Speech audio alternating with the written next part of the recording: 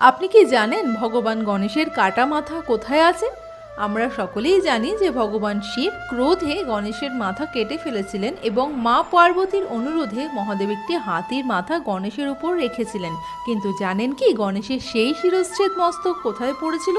পুরাণ মতে উত্তরাখণ্ডের পিথোরাগড়ের পাতাল ভুবনেশ্বর গুহায় ভগবান গণেশের মাথা পড়েছিল, আর এই মাথাটি আজও সেই গুহাতেই রয়েছে।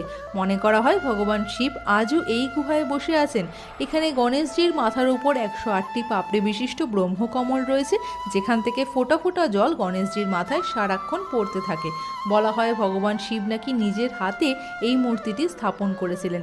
স্কন্দ পুরাণ অনুযায়ী স্বয়ং দেবাদিদেব মহাদেব গণেশের সেই কাটা মাথা এখনও পাহারা দিচ্ছেন এই পাতাল ভুবনেশ্বর গুহায়। এই গুহাতেই নাকি 33 কোটি দেবদেবীর বাস, তাই পাতাল ভুবনেশ্বর দর্শন করলেই নাকি চারধাম যাত্রার ফল মেলে।